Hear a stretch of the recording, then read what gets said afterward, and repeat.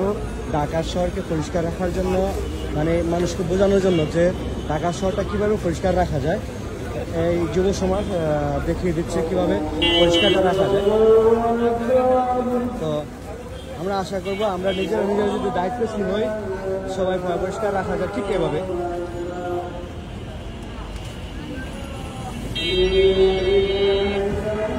এটা পরিষ্কার পরিচ্ছন্ন দেখিয়ে দিচ্ছে যে হ্যাঁ ঢাকা শহরকে ঠিক এভাবে রাখতে হবে।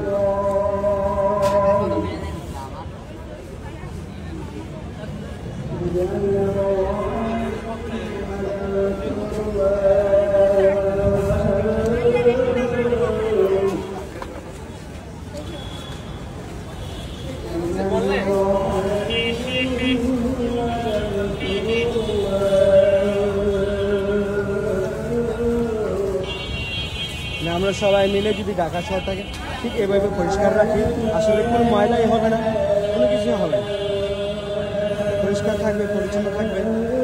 দেখুন কীভাবে পরিষ্কার রাখতেছি সবাই মিলে।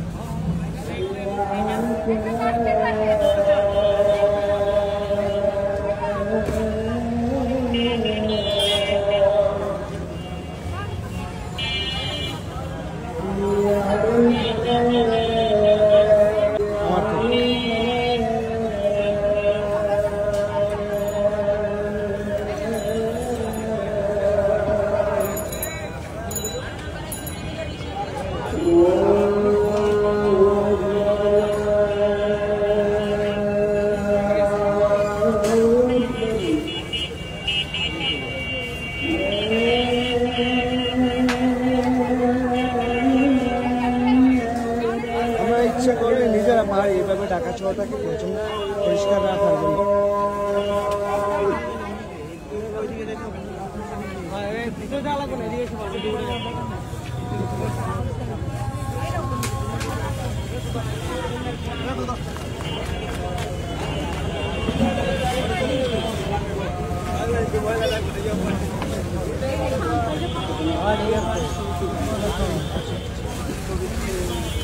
ঠিক আছে ভাই, ময়লা করেন না, আপনাদের থেকে শুরু হবে, আমাদের থেকে আমরাই পরিষ্কার রাখতে পারি,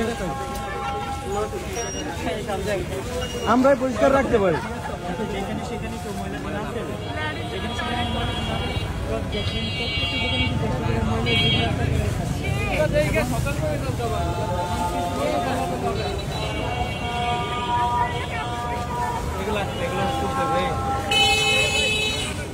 ভাইজান আপনি কি সাক্ষাৎকার দেবেন?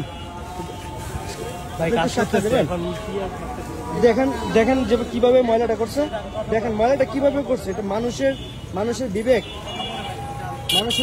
বলতে কিছুই নেই। আচ্ছা ভাইজান আপনারা মানে এর মধ্যে কি বোঝাতে চাইতেছেন?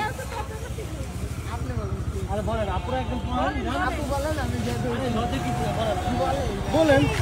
আচ্ছা আপু আপনি বলেন।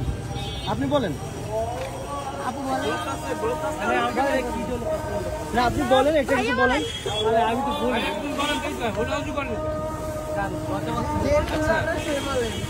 অ্যাকচুয়ালি আমরা এখানে আসছি মানুষকে সচেতন করতে, যেন তারা যত্রতত্র স্থানে ময়লা না ফেলে, নির্দিষ্ট স্থানে ডাস্টবিনে ময়লা ফেলে। এর ফলে কি হবে কি আমাদের যে একটা পরিবেশটা রক্ষা পাবে। যেমন এই যে এখানে যে ময়লাটা, যদি ময়লাটা না থাকতো, চলার জন্য সুন্দর একটা পথ থাকতো। এমনকি আমরা যে আশেপাশে ময়লা ফেলি, আমাদের এই নোংরা মানসিকতাকে দূর করতে হবে।